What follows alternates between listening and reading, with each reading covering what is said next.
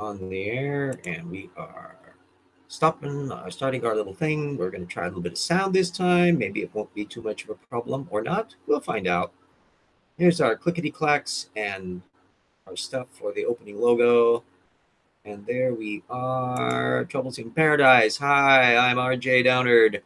And tortuganwordpress.com is where I'm trying to gather together my stuff and letting everybody know what the skivvy is on the attempts to obliterate creationism one source at a time. So here's our stop sharing thing. We can shut that little puppy down and get on to the show.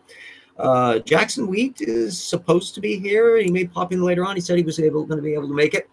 And we'll see how that works. I'll fill in any event. Anyway, as you may have known, unless you've been living in a cave, I have been analyzing for the many weeks this Contested Bones book, which is a not terribly massive creationist tome that came out in 2017 that a viewer wanted me to dismantle because he didn't feel like doing it himself and offered to send me the book free for that purpose. And I, scholar, say, free book, excellent. I'd be happy to do that.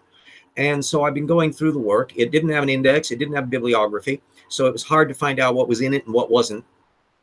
So I've been constructing a reference bibliography for it. This is standard procedure for a source methods analysis. You find out what are they talking about and on what basis do they do it. So week after week after week, I've been trying to share the output of what has been going on. This particular chapter is just finishing up on Homo habilis, which is that little bunch that exists in between the Australopithecines and Homo erectus. And it's a vague area to this day because there's relatively few fossils known and they're not complete bodies. They're little bits and pieces here and there. And it's the turnover point between the Australopithecines and us Homo genus. The argument that the creationists are making is, no, they're just apes. They're just perfectly normal apes. The Australopithecines are perfectly normal apes, and Homo habilis is just a mishmash of stuff without really looking at the data. Some of the papers that they've cited are ones that are not openly accessible. And I make a point of putting open access work up in the links for each show because I want you to follow up. Don't take my word for it. Don't take anybody's word for anything. Do the follow-up. And in fact, make it a standard that if people do pundit videos and they don't have sources in their video description, ask why not. At least some tip of the iceberg material, because it's way too easy to do that nowadays. If I can do it, anybody can do it. So that's the basic principle. Anyway, just one little paper that I came up with that was accessible, and it was a newer one on sexual dimorphism among our genus. And the whole point about identifying, if you just have a stray bone, or maybe you get another stray bone that's enough apart that it looks like that it's maybe more than one individual, like say the same right-hand leg, clearly that's not the same person. But if there's enough variation to them, big or tall, are they a child versus an adult? Are they two separate species, one bigger than the other? Are they a single species where one is a bigger one than the smaller one? That's sexual dimorphism. And among primates, it's often the case that the males and females are different sizes. Hello, Jackson is here. Good. I'm glad you were able to make it. We'll introduce you in a mo. I'm just proceeding on all the cute little Homo habilis stuff. And they finished up their chapter, Rupe and Sanford's book on contested bones. And they made the mistake, as usual, of relying on really old material. The end game in Rupe's chapter is a bunch of old stuff from the 1980s and 90s. And he's going, why is he doing this when it's the 21st century? Shouldn't he be reprising the information currently? Well, that ain't helping his case. Because I know from the more recent material, including the paper that I posted from 2012, nobody, even the ones who are debating about whether or not Homo habilis was a good tree climber or not, or whether or not it was one or two species, or whether it was sexually dimorphic or not, none of them are classifying them as Australopithecines. They're all in the Homo genus. And from what I can see from the new thing, and he made the mistake of citing Berger's paper, which is open access, so I put a link to it. There's a direct access in Science on Australopithecus sediba, and I bet I get a smile from you on that one. Yeah, Their next chapter is all on Australopithecus sediba, which is another one of the ones showing how diverse the late Australopithecines are. And it's one that Jackson and I know the baraminologist Todd Wood has summarily lumped in with human beings. He did a baraminology analysis where he decided that Australopithecus sediba fell into the human holobaramin. And at which point you go, bang, because that's so far off the map for any of the field that you go, what? Well, it's because of the mechanisms of baraminology. Baraminology is a data parsing thing. They take cladistic data that they didn't do themselves, that they've scavenged from the regular science literature, and they put them into their little formulas to make blobs. And supposedly, if they're too blobby apart without anything in the middle, then aha, they're a separate baramin. See, isn't that nice? Problem is they leave out data, and they restrict themselves. They leave out groups. There's a whole slew of things that go wrong, as Jackson and I both know from looking close at the baraminology papers. He's doing one of the chapters for the New Answers book is going to be on that, and I'm just itching to see what he comes up with, because I already have material myself, so we'll together come up with some really neat material, and we'll be discussing more about the Answers book in a minute. But anyway, the thing is that he was just, Rupe was just trying to authority quote the Berger article. Well, I want you to read the Berger article, and you see how Homo habilis fits in as a still uncertain thing going on in the move from the Australopithecines into Homo erectus. And you can see that what they're talking about is the idea, the old notion that there would be form A and form B, and anything in between is just halfway between the two.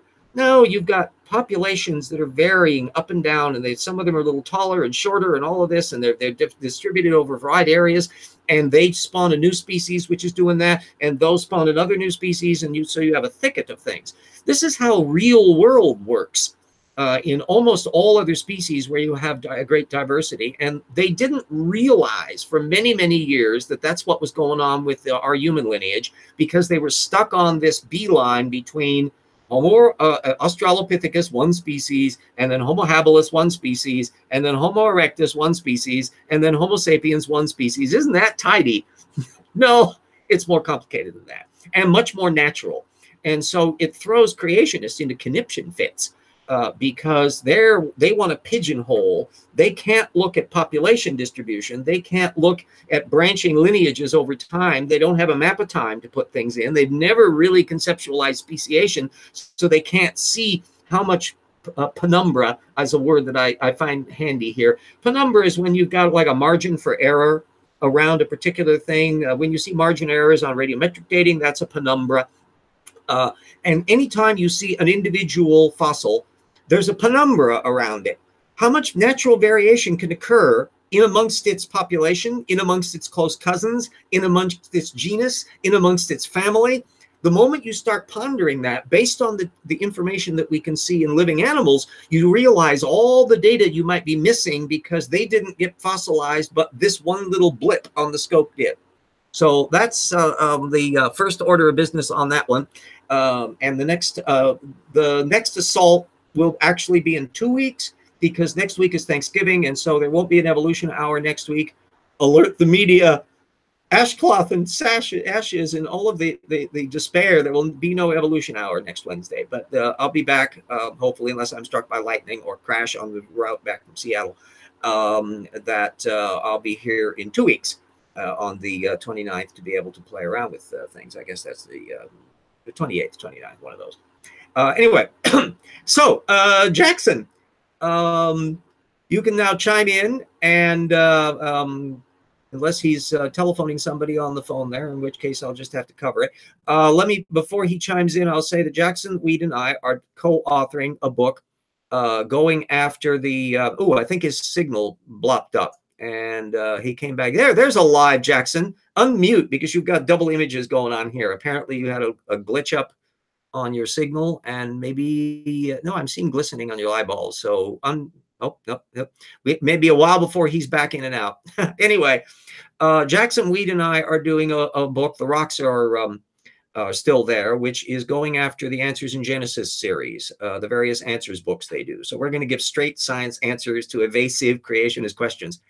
And it's going to be a full court press analysis. So he's working on the new chapter 5. I'm just doing the revamp for his chapter 4. I still got to go back to complete my chapter 2 on the radiometric dating part, and it's going to be juicy. Look, I'll have to pay attention to look over what's going on in the live chat there. They're discussing Jackson's debate with RDH. I think that's our one of the different creationists here. We've all, I'm trying to get, oh, there's Jackson. Okay, are you alive, Jackson? Unmute. Come on the screen. Come on in, kid. Okay, my internet was dropping out for a second when everything was going haywire. So you have sporadic connection down there, so that really doesn't surprise me. I'm kind of lucky that I've never really had any big major league glitch ups here. I don't press my luck because I don't go for a razzle dazzle stuff, and I try to keep my computer trimmed down. I close off stuff to keep as much memory going because this is the only thing open right now. I closed everything else now. Oh, so. Well, I think it's demons then. Yeah, the creationists in the system. Yeah, there we go. But I'm having fun. I'm just finishing up the reptile mammal section in chapter 4. And then I know there's going to be a heck of a lot that I'll want to do to plug in material for your discussion on Sanford's genetic entropy, which is another area that hasn't been properly dismantled.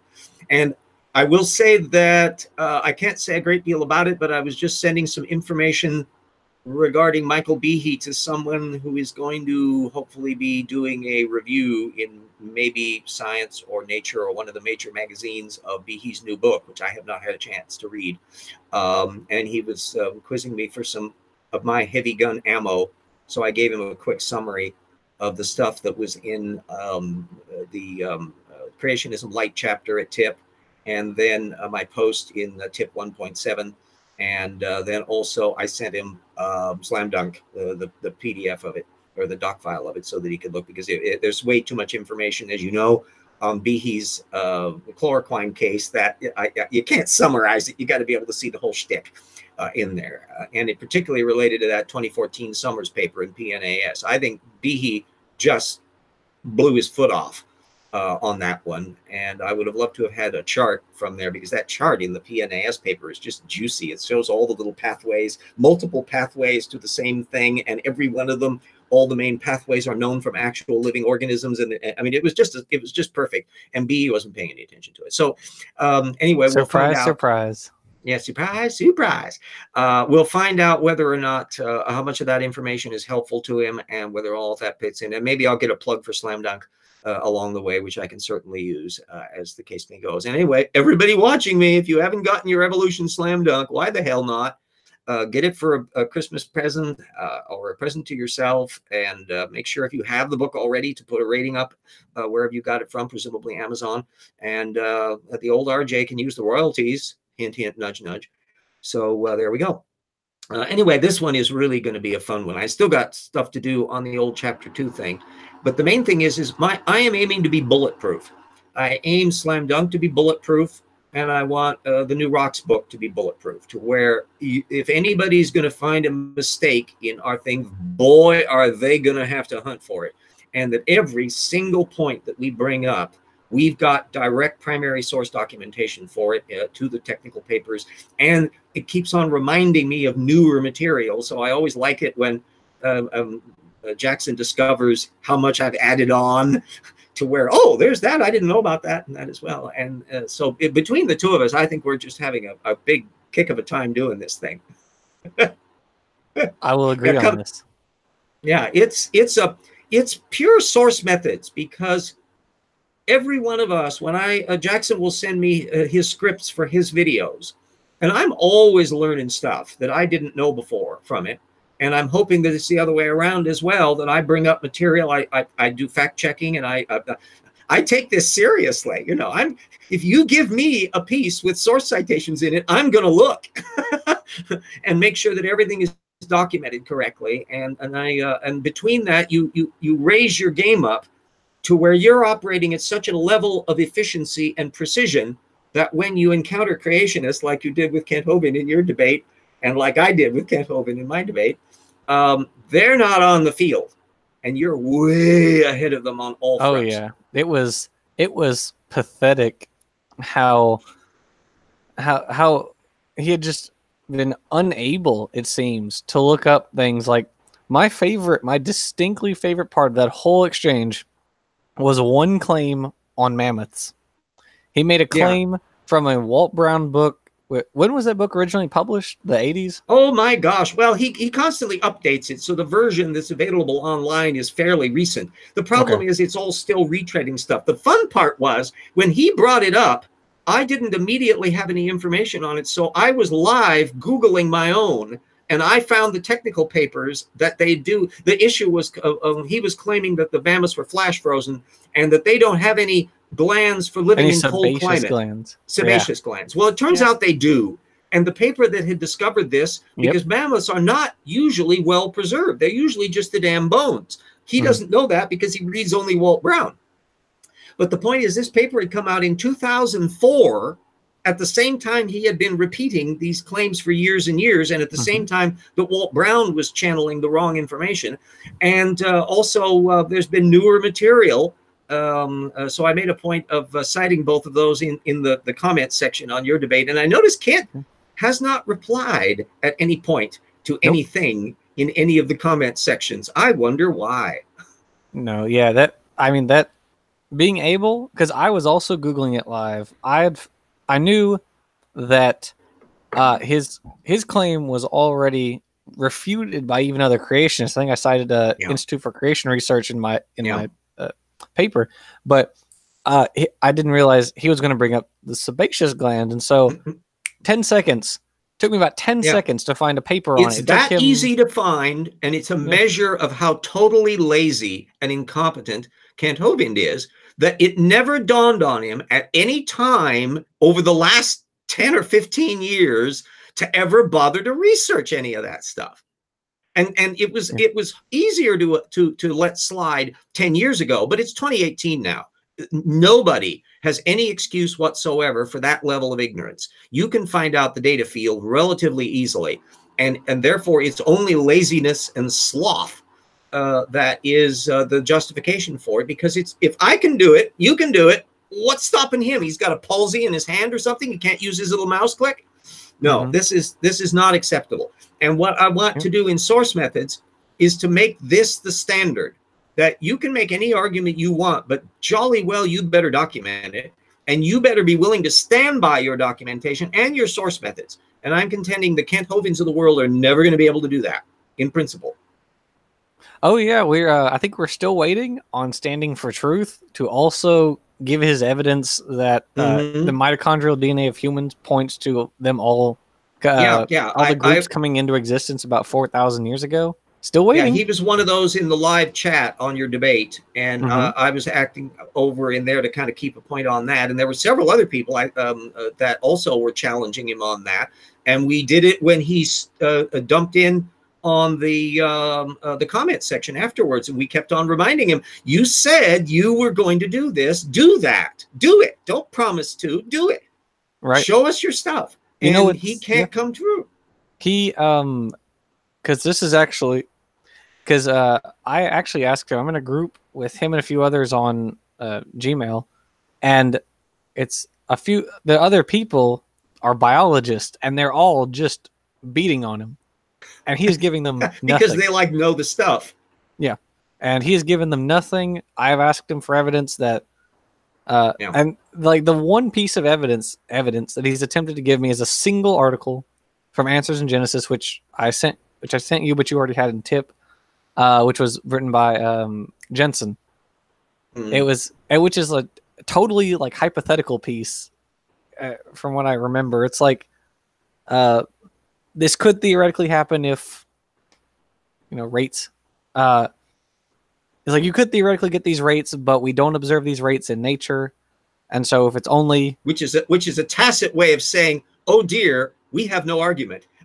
Yeah, if you have this whole argument and your argument is only theoretical and you're talking about biology, you have no argument. I mean, even the theoretical biologists, the theoretical like geneticists and whatnot, ground all of the mathematics in reality. It's based on what we can observe. It's got to fit examples and ideally make testable predictions that are distinguishable from any opposing viewpoint.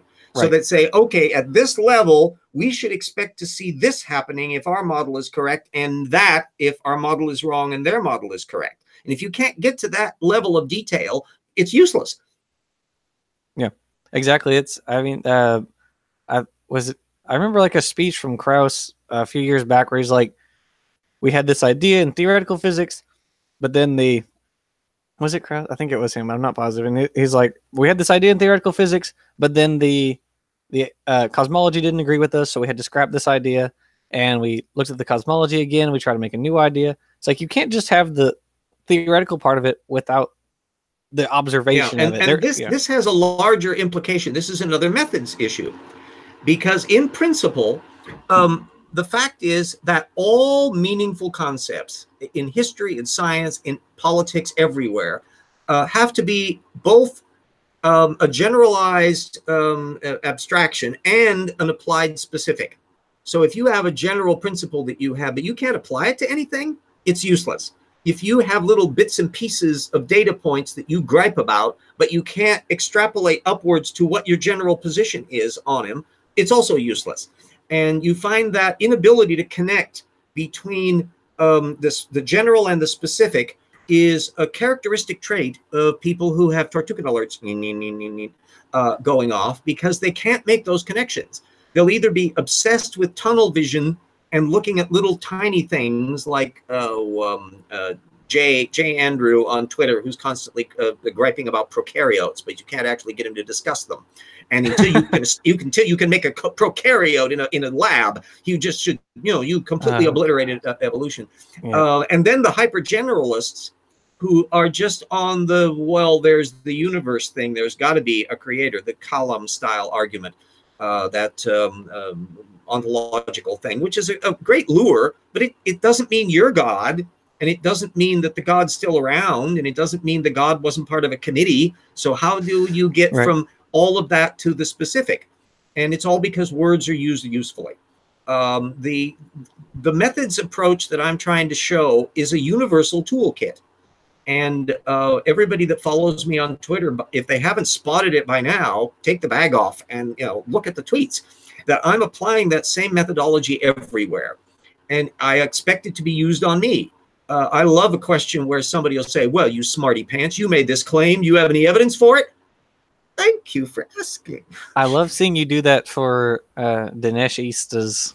I love seeing that. Yeah. Oh, they get snotty about it. And you'll notice how they shut up after that, because there's only one or two who just press off of the gangplank. There was one who tried to argue. One of the things that Dinesh had done was egregiously misread this 1918 eugenics book by Papineau and Johnson, which I was amazed that I could find online. Thank you, Project Gutenberg.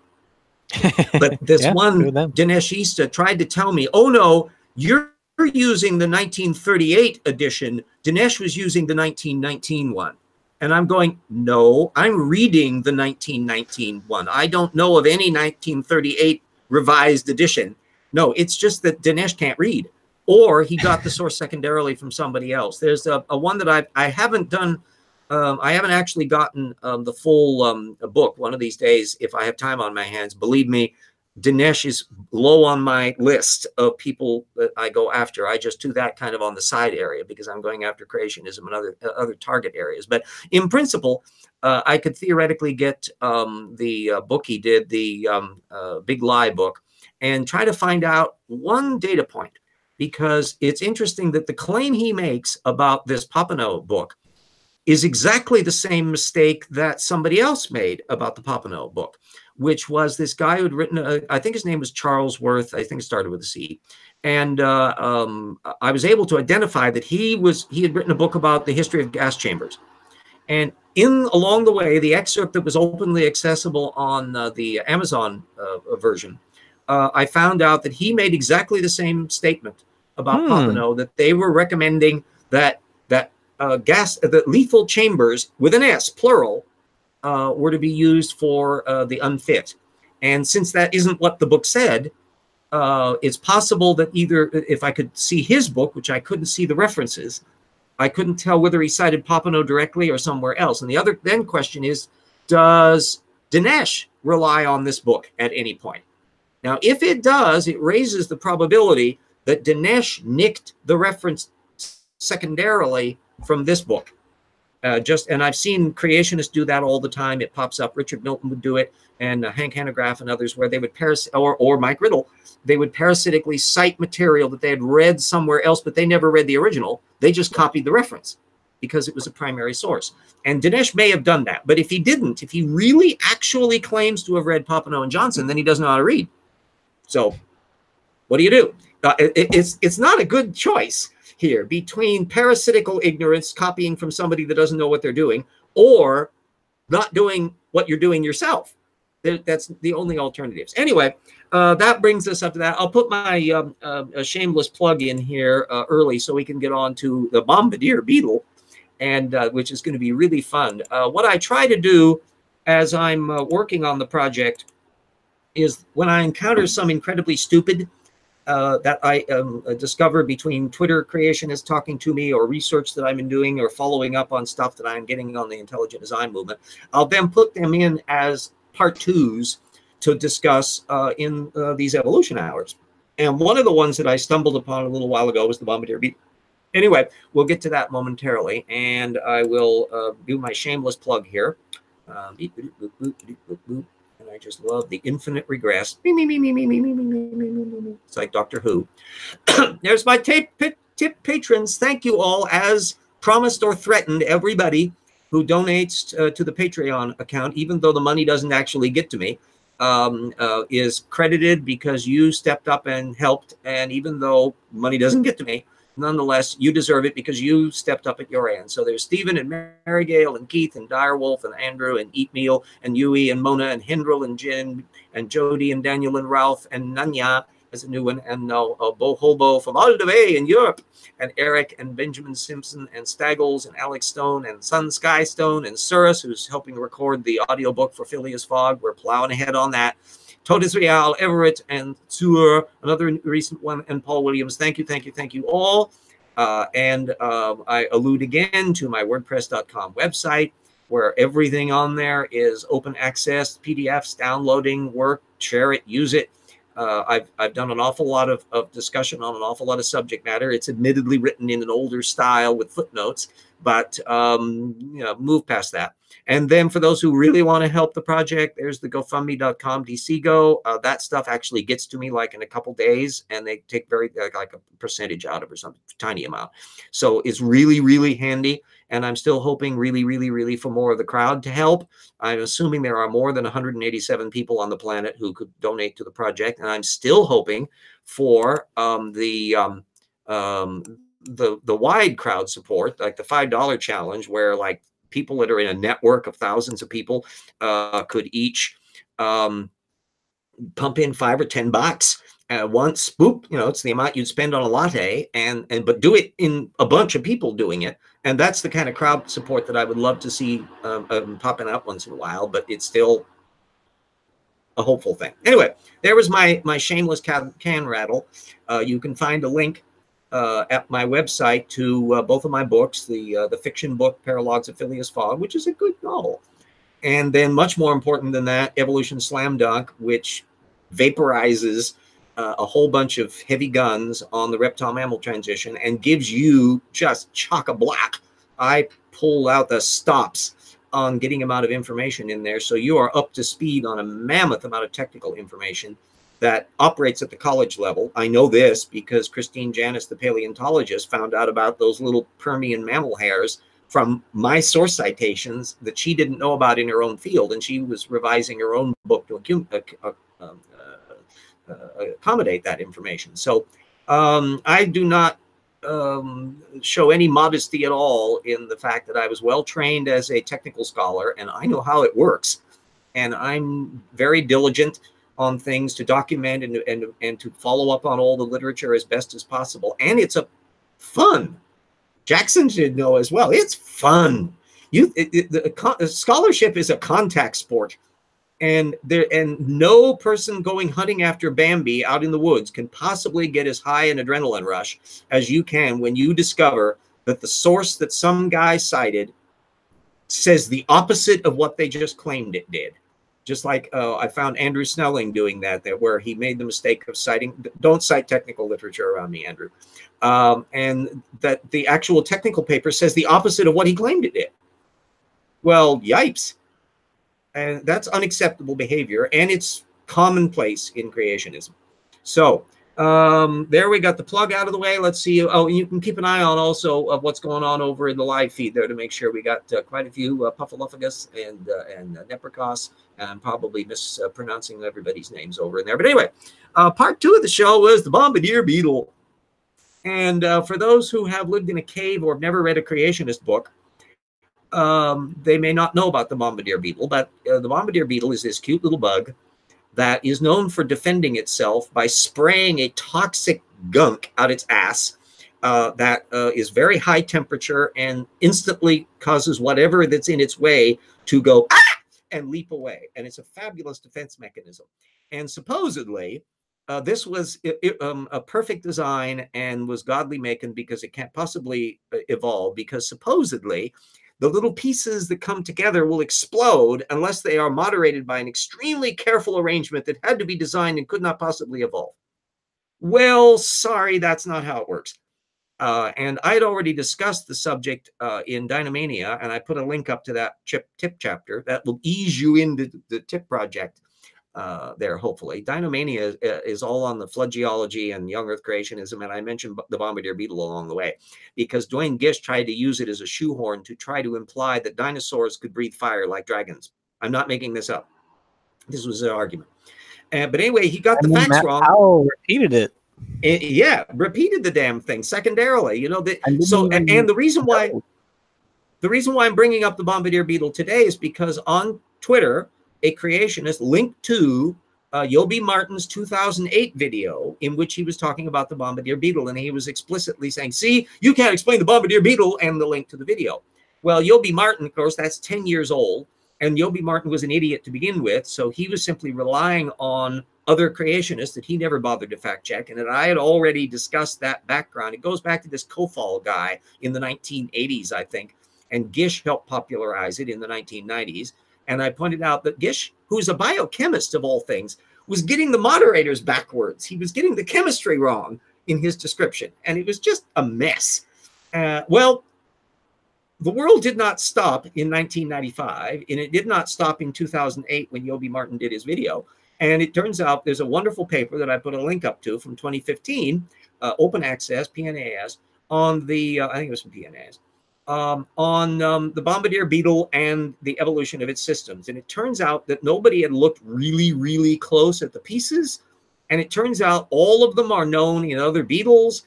The components and mixing chambers and all these are just expansions on already existing forms. No new things need to be invented to make a Bombardier Beetle from its cousins in the, I think they're brachyinids. You're always better at the Linnaean taxonomy terms that I stumble over, and you're just knocking them off beautifully. I'm very envious of that, Jackson. But anyway, it's a beautiful and interesting paper, and it brings you up to speed for 2015, which means that the creationist who tweeted this old video in 2018 is too lazy to do research and to look further to discover the technical literature that one can literally find in a fast Google in the course of like half an hour at best. What's wrong with this picture? The same things. This is a methods challenge. And plus you learn so much. So the Bombardier beetles, in fact, the little, I think they're not pygidial glands, or one or the other. But anyway, the components that are used are relatively common in the beetles, and they don't explode instantly. It requires a very peculiar way of plumping them together that makes them nicely explosive. And it's not something that will blow the beetle up if it doesn't work perfectly. Nope, sorry, that isn't how it works. So it's a wonderful case of where the science continues to work on to understand stuff, and the creationists make a point of not researching. They just repeat the same old shtick. And this, you find this bottom-feeding secondary citation daisy chains occurring so frequently that that's another aspect of the source methods approach that I'm trying to get everybody attuned to. That when you juggle, if somebody brings up the Bombardier Beetle, odds are they've read a creationist. Michael Behe slides past it briefly in his book, but it's not a big deal in the intelligent design movement. It is in creationist apologetics. So that's a flag that you're probably talking to a young earth creationist. Then you want to home in on where they're getting it from. That's a source methods question. And then if they ever can even identify where they're getting it from, you ask the killer question, ooh, did you fact check this? Crickets. That's the absolutely universal question. If you want to trip up a creationist anywhere, under any circumstance, don't call them an idiot. Say, oh, interesting. Where did you get this information from and how did you fact check it? And you are going to derail them instantly. Now, the other half of the vice is if you know the subject. If you know about Bombardier Beetles, if you know about Duane Gish, if you know about Kofal, if you know the provenance to where you know the background of that story better than they do, now you have the question that they can't answer, and you have the knowledge of where they came from and why they can't answer it, and you have the science data as well, and that's what you do. That's the essence of source methods. And Jackson knows how fun it is with Kent Hovind, and I know how fun it is with Kent Hovind. It works. It throws them off their game. It derails them because you're pushing them onto turf they cannot play in principle. Because if they could play the source methods game, they wouldn't have the views they do. They couldn't, because they would have to account for the data. Even Todd Wood has this schizoid quality about him, because he, on the one hand, is very scholarly and careful, and knows that there's evidence for evolution, and that there's all this stuff that no, evolution is not a theory in crisis and all that stuff. Then he puts on his creationism hat and he goes, that doesn't matter. The young earth creationism is true. And the stuff he does in that apologetic mode is just as flimsy as Andrew Snelling or Jensen or any of the others that are operating at that level.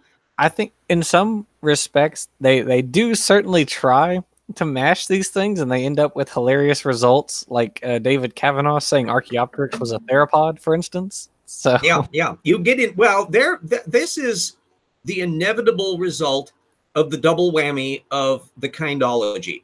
And you'll notice another thing that's helpful to understand, and it's become really clear for me, and we'll hopefully be discussing that in the course of the answers books, as I will be vetting your material when you get to the Verimonology chapter, is so clear that the old earth creationism, the U. Ross style reasons to believe people, and the intelligent design camp, which is for all practical purposes the Discovery Institute bunch, do not think about systematics at all. Zero. No counterexamples that I know of. No. But they have no desire to work out, is anything related to anything? And where do you draw the line between those anythings and anything else? No, that doesn't occur. Young earth creationists didn't do that either, but they are forced to do it in the last 15 years because of the Baraminology movement.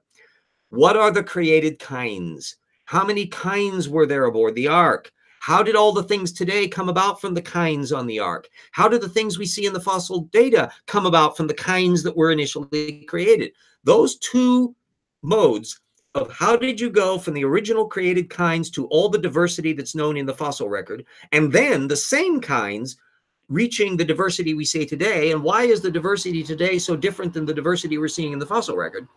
That's the double kickback that creationists are forced into. So they're forced.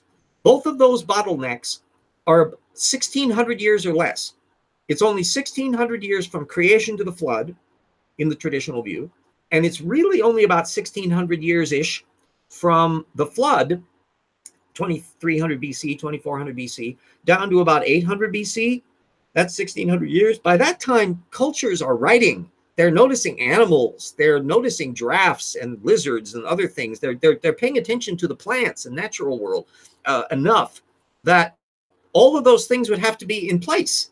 And nobody is they're moving around in the world, nobody is seeing kinds popping out of nowhere. They're not seeing that. Oh, Hovind made a claim about writing that was entirely incorrect. That's the Chinese case too. Yeah, there's I went, because that was another case where I basically scampered off while he was talking and looked up the literature on it. I don't know where in the actual heck he got that it was basically a version of the Noah story, but it wasn't. It was, I forget what they call them. They're basically like pre-symbols, essentially, written on a tortoise shell. Yeah, It's like, there's a small amount of apologetics at young Earth creationist sites variously. Some of them ICR, some of them AIG, some of them CMI. You'll find them sprinkled all over the place. They're the cottage industry of people. There's this one woman, for example, who's trying to prove that the Chinese characters for the flood separate out to man plus boat or something like that, and it's just twaddle. actually, And the Chinese don't even have a native flood myth, a native global flood myth. They don't even have one. Yeah, They have a series yeah, of local and it's all about the failure of an irrigation system, yes, and how bureaucrats get into trouble because how dare you let this valley flood improperly? Damn you! Back to the drawing board, chop off their head, do new drawings. That's basically what it's about. It's not getting people on a boat. right. And the problem is that Kent Hovind is relying on secondary apologists who are relying on misreading of primary source material, often that dates back to the 19th century. What could go wrong in that little chain?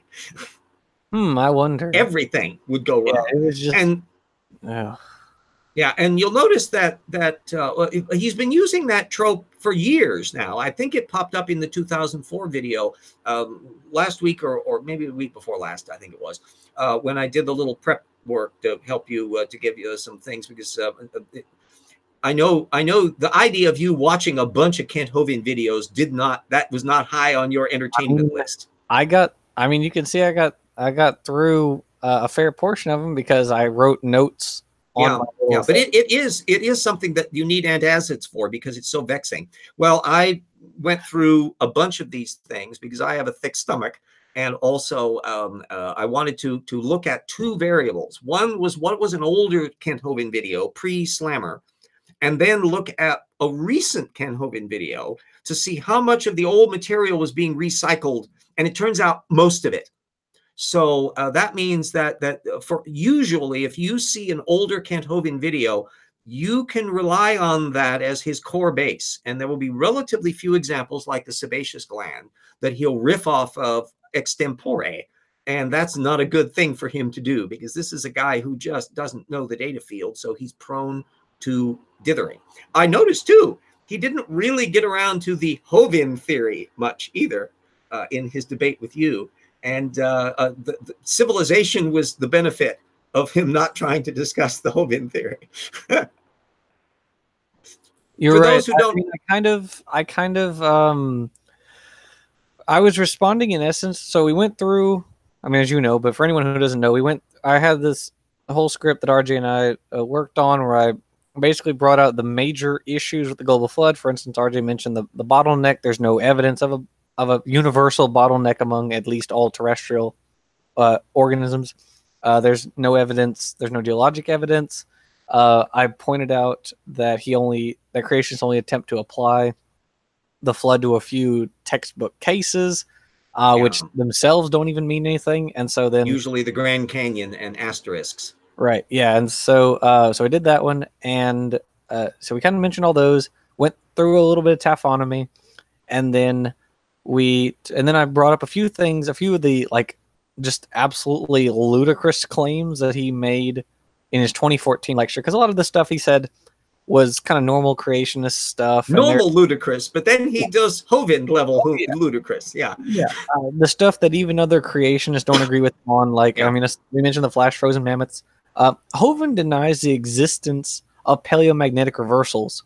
Yeah. Even Andrew Snelling is like, no, they exist. They just were doing their thing rapidly, which is fine. And so it's just pathetic to see how much of a not even creationist he is. There was a point, and you can decline to discuss it or not, as the case may be. But Neil, the atheist, asks, so Jackson, do you have a deconversion story? And if you have one of those or wish to discuss one of those, if not, I don't have one because I was never a religionist. No, I really don't have anything special. I was raised in a religious household, and I kind of became atheist, and that was really it. I mean, I was passionate about atheism for a number of years, all the way through high school, and then over the past 2 years or so, my passion for it has been replaced with my passion for the science, really, for the biology. As I've gone through school, I've done more writing and more making YouTube videos now, which are pretty much entirely focused on evolutionary biology. And so, as far as the deconversion story, not really. It's not like I was, in secret reading The God Delusion, and then, I was a fundamentalist, and then, oh man, the floodgates opened, and I, became an atheist. Yeah. Nothing like that. It wasn't anything Yeah, special. with me, I'm even farther on the scale because I was raised in a functionally secular household, so there was never any of that whatsoever. So I never had a religion to dispose of, and it probably made it easier for me to deal with evolution issues later on because I didn't have any religious qualms or baggage knocking around. Neprikos mentioned the Kent's a rogue. Does what he wants, but also when he dies, his particular branch of toxicity dies with him, and nobody will remember his words. Oh, don't bet on that. First of all, Kent Hovind's stuff is available in zillions of videos, including ones presumably people still watching them on their old VHS CRT tubes at home in some trailer park. But the most of his lectures are available on video, and we know somebody like a Matt Powell has imbibed Kent Hovind functionally by watching him on videos. So the idea that his notions are going to disappear, I bump into Hovindistas all the time, and those people are not going to change their ways of method just because Kent Hovind shuffles off this mortal coil. They'll continue the same bad methodology, and this material will continue to filter through. Look at how the Darwin deathbed story that hasn't really been a functional one in creationism for 40 years still percolates through the field today because of the internet memes and Piltdown Man that continues to filter through, these things, or the Bombardier Beetle. That is stuff that was apologetic material that was being thrown out in the 1970s and 80s, and it long outlasts Duane Gish. In fact, most of the people relying, as you well know, people who will be trotting out stuff that ultimately trace back to Henry Morris or Duane Gish apologetics, but they don't know it because they're copying secondhand, third hand, fourth hand as this stuff metastasizes through the internet. Yeah, so don't expect that to go away, Neprikos.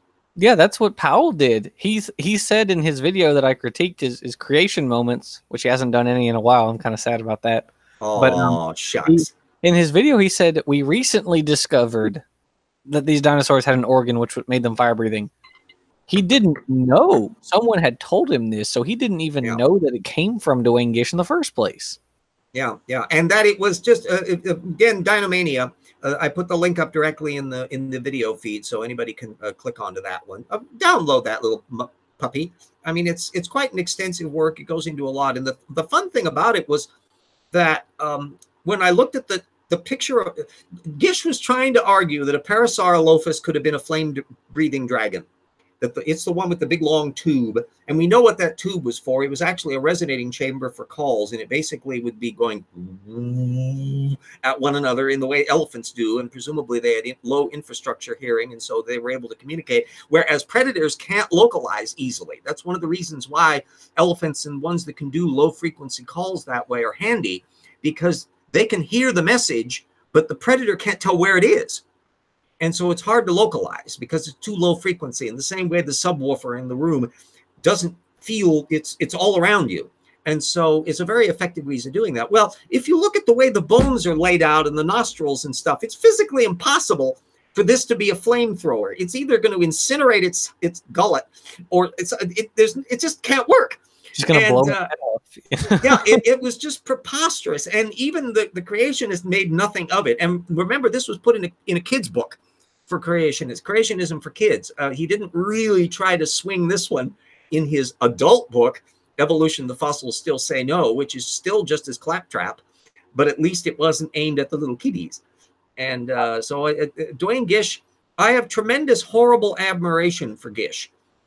There's nobody in the field that I've ever seen before or since who was as agile at manipulating source material as he was. He was a master of it. I marvel at the precision with which he can wave through a data field and pick out just the little teeny nuggets that, if he dusts them off and looks at them at just the right angle, will appear to support his position. And so there's the ones today that do that kind of thing, Casey Luskins and some of these others, are rank amateurs. Although Luskin is the closest that I can see to the Dwayne Gish of intelligent design. He got close to it. And you find some of the apologetics that happen with Behe and others get into that ballpark. But Gish is a vile representative of this discipline.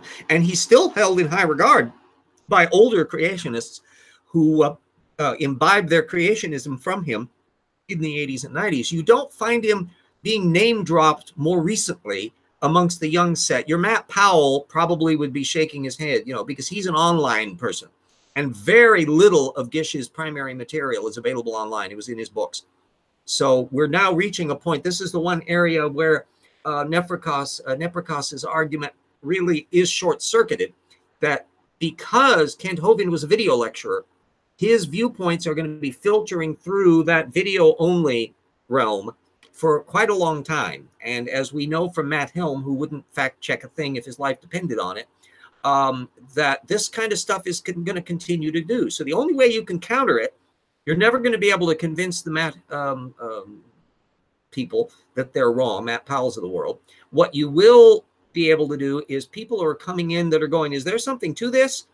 Our job is to make sure that in the exchange between the Matt Powells and us, they're going, no, there's nothing to that. No. And they will also hopefully be spurred to do their own follow-up research so that they can develop their own cases of, I know about this, and here's why you're wrong, because I've studied this directly. Everybody can find that. This is one of the refrains that I keep on putting up, is that everybody will be interested in different things. There are areas where astrophysics will be somebody's forte, but it won't be somebody else's. And so the idea that you have to be a universal instrument that is polymathically knowledgeable about everything in the history of the universe, no, sorry, that ain't going to happen. But you can be aware of the ones who are specialist and knowledgeable. You can have a good grip upon the basic issues of things, and the ones that you don't feel super comfortable talking about at a fairly technical level, you leave aside so you can focus on the things you can discuss at a fairly technical level. And Jackson, you're a perfectly fine example of the fact that in the areas of expertise about, you don't have to go hunting around scavenging for the information. You just pull it out of your own familiarity, because it's boom, it's right there in front of you. And that's what every individual that wants to get involved with this thing can build up their own particular kit bag. I call them litmus tests items, litmus test issues, the things that you know really well, and that anybody that comes up and says, oh, okay, really? Yeah. And I just have had the advantage, I'm an old fart, so I've been doing this a long time. I mean, I started work on this project in earnest in the late 1980s, really. And then it turned into a more formal project in the early 1990s. So it's been a while. And if you have that amount of time, of course, you're going to learn more and more and more and more and more about stuff. And I imagine there are lots and lots of old farts out there who have the benefit of things. The thing that was a lesson to me, and I mentioned it a bit earlier, and it's a good thing to mention it again, Jade West, who was somebody who had gone after Kent Hovind's source base and had gathered together masses amounts of primary material, books that were unavailable otherwise, and she died suddenly. All that information is not available to anybody. I don't know what the hell's going to happen to it. I've never heard anything about it. It's probably going to be put into boxes and thrown away or given away at a yard sale, and all of that stuff is therefore useless. I don't want to be useless. I may have not achieved my goals yet, but at the very least, I put a lot of data on the table between the TIP project and now Slam Dunk and then the Answers book. Oh, boy, everybody that dislikes AIG. A tiny detail. I just spotted on Academia EDU, Paul Nelson was checking to see that he was referenced in 3 macroevolutionary episodes. That's all it said. I think it might be the Paul Nelson who is the anti-evolutionist. So in that case, maybe that he's noticing that material, and because I mentioned Nelson and various other people along the way in it. So perhaps eventually it'll reach more of the point where I'm beyond the invisible stage. And by the way, anybody out there, I am Vesta asked how old I am. I just turned 66.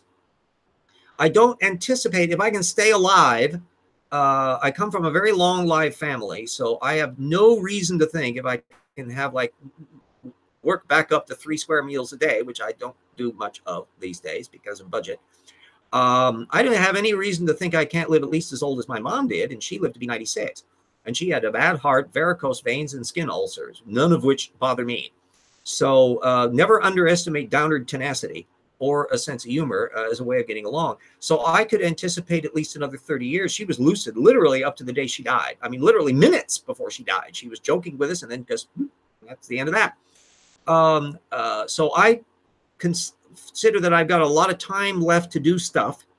And ultimately, I want to train probably a team to be able to do what I'm doing at TIP after I'm gone. And so that information, I want TIP to be an ongoing project. If it stops with me, I've been a failure. I've been a total failure. If that's it, to where it's just a dead website and RJ is not there to do anything with it. No, it's got to be some people who can pick up the method and keep that procedure going and build a network with social media, Twitter, or whatever other new media come along in the future, to where if anybody anywhere that knows about the network says, oh, somebody mentioned Bombardier Beetles to me. What is that? I've seen some stuff where there's some problem about, oh, well, let's put you into that. Boop, boop, boop, boop, boop. And suddenly you can be pulled up to speed. And in principle, I'd love it. At the moment, my website is very rudimentary. It's a basic freebie WordPress site. It's nothing to sneeze at. It's got the postings that I've been able to put up. I can't even figure out yet how to update and adjust the damn thing.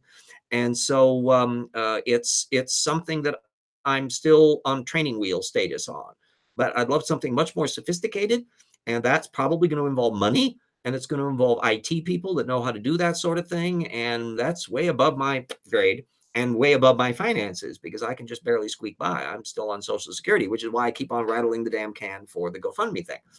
And yeah, there's a lot of people frustrated. They said, I love to pick up TIP. The people that it's an ongoing process.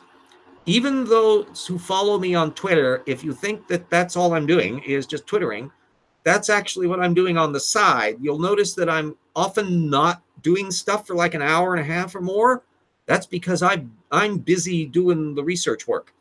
And then I'm doing it again and again and again. And I just come in and I tweak a little thing and I put a little post in and then move back to what I'm doing, because then I'm searching out stuff. And you're seeing the project of it. There's an immense amount of technical literature out there. And what was the problem with attacking creationism before is too much of it is reactive. And people who debated Kent Hovind or Duane Gish in the old days were in this. He would come in with his barrage of factoids, and then you have to, after the fact, research this because you didn't do it beforehand, because you didn't know what he was going to say. We don't have that problem today. We've got the data field that we can look at, incoming information. There's things when I'm seeing new articles that pop up in Science and Nature, and I go, oh, that one's going to be mentioned by intelligent designers for sure. And I'm literally anticipating what they're going to be doing. So you're not blindsided by stuff. You can be ahead of the game. The other end is to read as much as possible of the other side. Way too many people go after creationism without reading the creationists. And that is a disastrous mistake, because you're just coming at it, says, you stupid creationist. Well, they say, well, haven't you read Nathaniel Jensen? Haven't you read Andrew Snelling? We have scientists. And then you go, well, they can't be real scientists because they're creationists. And now you sound like an annoying little jerk. Whereas if you bring up Nathaniel Jensen or Andrew Snelling with Jackson or I, we'll go, yeah, they have science degrees. But when you look at their work at the source level, they just fall apart. And then your creationist is going, and then you can ask, do you fact check them? And then you get the deer in the headlight look. And now you're playing on a completely different turf where you are in command of the data field. You're in command not only of the science data field, but worse, you're in command of their data field. You know their side better than they do. you know, in the debate I had with Kent, where I was showing I knew more about baraminology than he did, where I would, and the discussions that we've had with people where you ask, well, what is a monobaramin? Same with Yeah. Brian. No. Yeah, you ask him about technical term in the creationism field, and he's never heard of it. What's wrong with this picture? I mean, to be fair, though, it seems like he spent an inordinate amount of time just arguing or just trying to figure out what the definition of evolution was. So he never really got to the data fields. Yeah. The questions there about who's involved with TIP. At the moment, it's a one-man band. I'm the one that the core of TIP. Well, let me. It's still up here. I can show it. Boop, boop, boop, boop. Let me put my little. This I have my spreadsheet up on the main thing. That's the core data. I have the output. A lot of these works that I've done in Evolution Slam Dunk was generated that way. Okay, we got screen share. Whoop. There is the a summary field of my data field, where I've got, at the moment, I have 5,000 young Earth creationist sources, 3,887 ID ones. They are by 1,290 and 1,115 people altogether. I have 25,000 technical science papers and 9,704 general works. These are the various journals that are involved. I have 1,923 technical journals that I'm covering on this. Down below are the website areas where there's 415 young Earth creationist ones and 163 intelligent design ones and so forth. And so I'm breaking all this material down by various things. There are 56 fact claimants in anti-evolutionism. There have been 71 published creationists who've been published in general technical literature, and so forth and so on. So then I have this broken down by the technical listings, and the little orange boxes indicate that something has not been cited by an anti-evolutionist. The stuff that's in with black boxes, that means 2 papers by Richard Boyd et al. In 2011 and 2018 have been cited by anti-evolutionists. And these things indicate whether I've got full text or not. I have a breakdown by how many things there are. So these are all the technical science literature that's broken down alphabetically versus anti-creationism stuff versus religious apologetics and ID creationism and young Earth creationism. So this gives me a direct measure. Those are the numbers that's showing up on the summary field. This is a chronological listing. This helps me keep track of stuff because, like, you would only have one Zischello et al. 2018 move up into the Jews, and Lordy B, look at the number of Jews you got. And so there's you can easily see where there's an L Jew et al. 2012 versus an M Jew et al. 2012. For my references, I have to list them that way. Otherwise, you can't find which Jew 2012 the article refers to. When you've got a source base of tens of thousands, that gets him to be a trouble. Then I've got breakdowns of the various people involved, all the people I contact on the internet. I keep track of what I discuss on them. And then I've got a breakdown of all the different scientists. There's been 64,000 scientists that have written these technical works. So I can literally have a measurement field of everybody that's actually working in the field. So all the people who have written those 25,000 technical articles get plugged into the data field. And if I want to find out if somebody's name pops up as an anti-evolutionist and they may claim to have some expertise in, say, genetics, I can check to find out, are they in any of my data field? Well, if they aren't, that means whatever they published hasn't been relevant enough to be relevant to these points at issue, even if they publish something.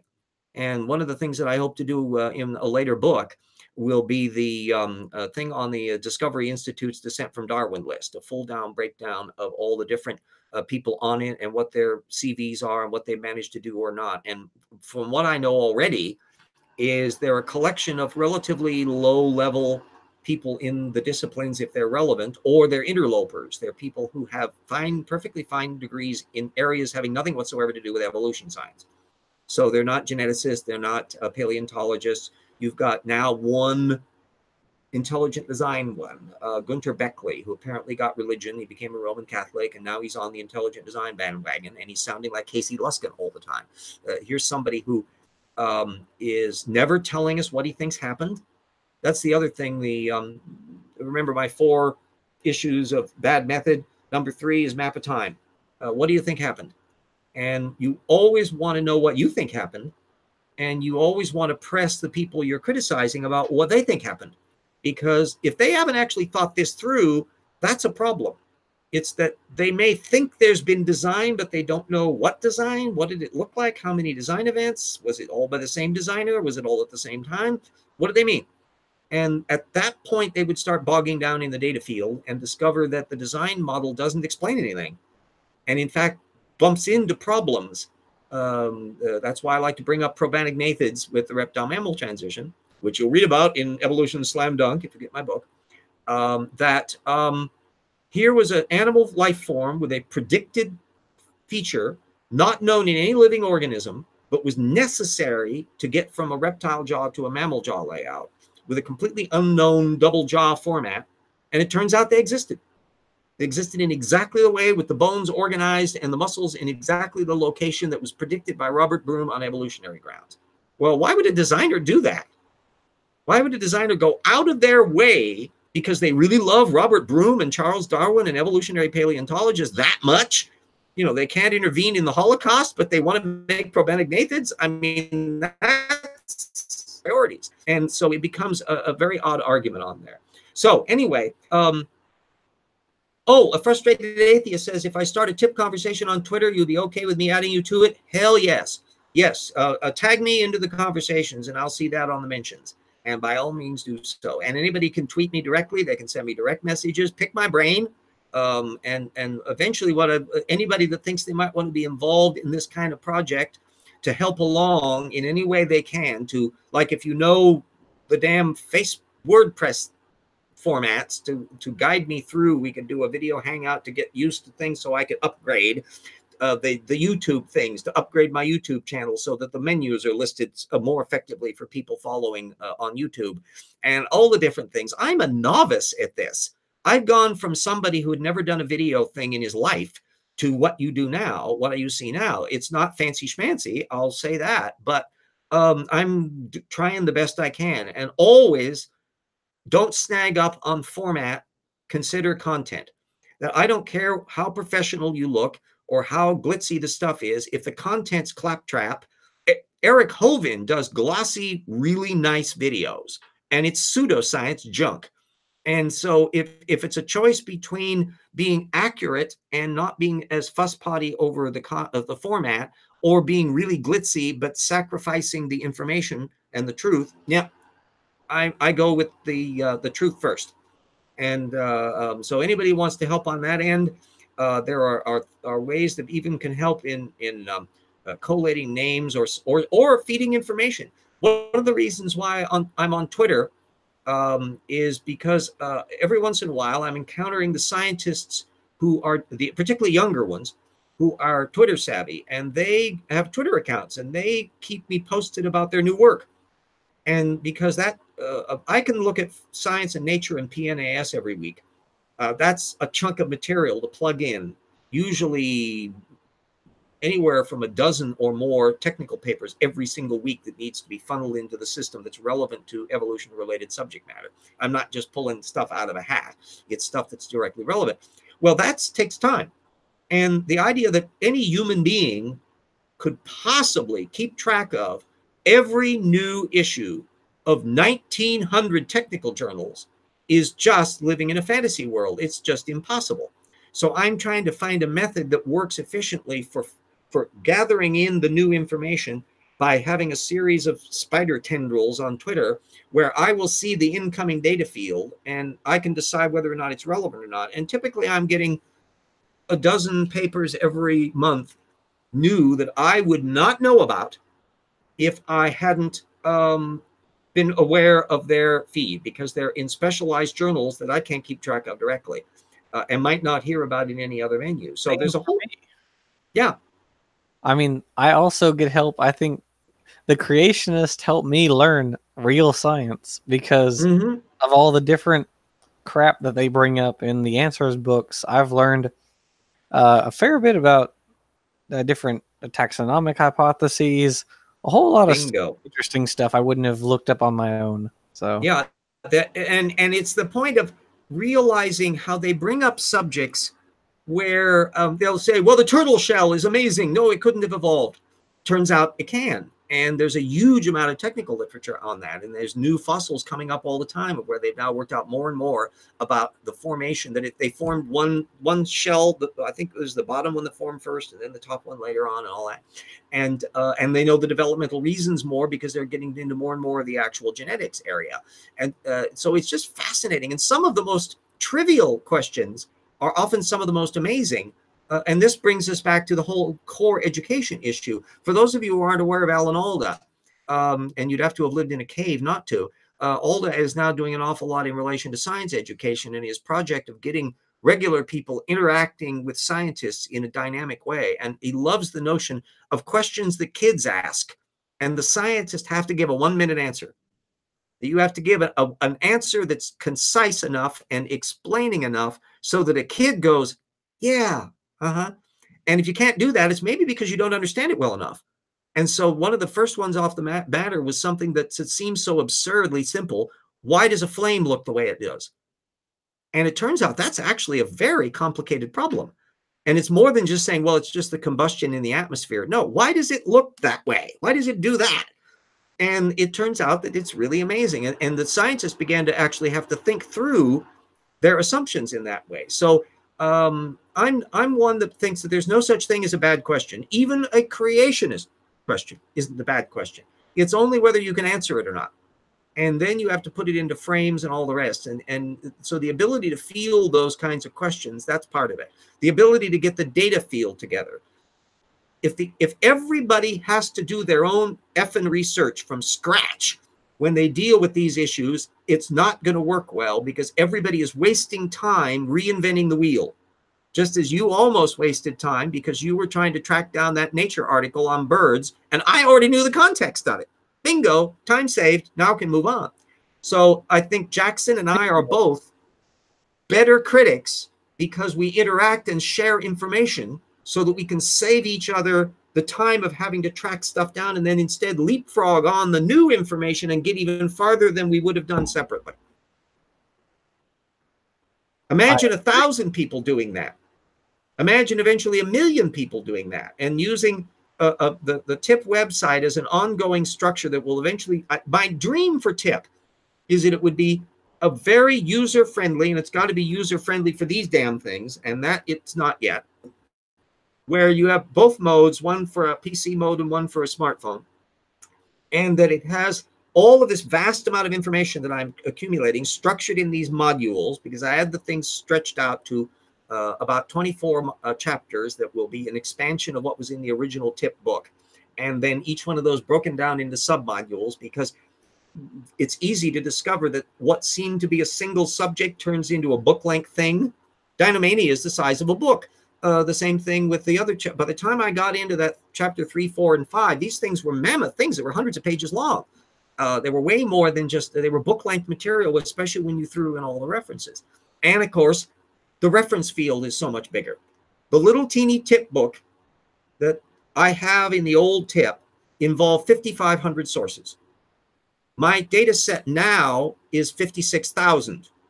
So we've got a way bigger data field to deal with, and it deals with a lot of subject matters. It pops into culture and politics and other areas because a big chunk of the climate skepticism subculture overlaps and is identical to the young earth creationist, anti-abortion, culture camp conservative, Tony Perkins worldview, Jay Sekulow worldview subculture. And so anybody who studies anti-evolutionism is going to bump into these ancillary areas. And make no mistake about it. Yeah, we did the same thing for Kenyon in Rocks, Dean Kenyon. I mean, you've got so many of these things that overlap in cultural frames, and people go off on there. I think it was a different Kenyon than Dean Kenyon. Now that I think about it, I have to look through my notes. That's another thing we want to remember is that everybody makes mistakes. Everybody has brain farts. Everybody does glitches. But the more you ground things in primary source documents that you can get at, the easier it is to be able to defend this stuff. So I can drop anvils. Sometimes I'll forget the name when some technical paper comes up, and it'll take me 5 minutes to search around to find the damn technical paper because it's buried somewhere in my notes somewhere. And I go, there we go, Buller paper. That's the one I need on the bit. And then I can link to it. But imagine having to do all that research from scratch. Or worse, because all you read was a Jerry Coyne book, and maybe I've seen a video somewhere of somebody talking about evolution, but most of the data field is just a big fog that you don't really know about.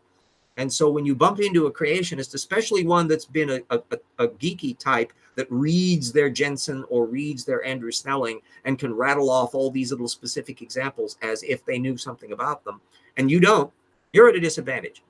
And there's no reason why that needs to be the case. So anyway, the grand project of creating a broader tip, anybody that can help along in any way, shape, or form, in the same way that people have already helped along. My tip website is actually hosted by a friend who has his own server, literally, and he drives truck. How he has a server in a warehouse somewhere, I have no idea. But that's where the thing is hosted at no charge. So I'm able to do that, and he would update the files on his laptop from his truck. He's driving around hauling stuff. This is the weird world that we live in now, of where the strangest connections are made on there. But we're well past the hour, and I'm dithering at this point. But that's the bigger issue of TIP. That Troubles in Paradise project is a methods approach to things. It's a big picture thing, and it's also the promise and hope of people gathering together in social networks to speed up and jumpstart their ability to exchange information and effectively deal with the woo. And it will be creationism woo, or it can be anti-vaxxer woo. It can be any kind of woo that pops up. And also to try to wean more of the reporting community at the grassroots level where everybody is. We don't have much of a problem with that here in Spokane and in a lot of other areas, but in various places, reporters may not be primed to ask methods questions. So everybody running for political office should have to be answering basic methods questions of, okay, you make a claim. Where did you get your information from? Did you fact check it? And can't we ask questions like, how old do you think the Earth is? And anybody who answers, oh, it's 6,000 years old, you need to go, Tortugan alert. That's another one I'd love to have as an app, a properly done thing, where people can have it on their stuff, or use it in videos to where they can put up that little Tortugan alert of somebody who has broke the line on that. And hashtag Tortugan alert, I'm trying to get that trending and having no success on it. So these are all the little windmills I'm tilting at here in RJ land. And as I said, I won't be on next week, but we'll be back in 2 weeks after the Thanksgiving holiday. And there will be more Evolution Hour, and there will be discussion of Australopithecus sediba. I'll have begun that chapter. So Jackson, I'm sure, will be wanting in on that. And the whole idea is that, boy, you can learn so much by reading creationists, but not by reading the creationist. It's by finding out why the creationist is wrong. There you'll learn a hell of a lot. So thanks again, and help out at the GoFundMe if you can. And if you don't have Evolution Slam Dunk, good gravy, get it, because it's a good book and RJ needs the royalties. Okay, thanks everybody, and see you in 2 weeks.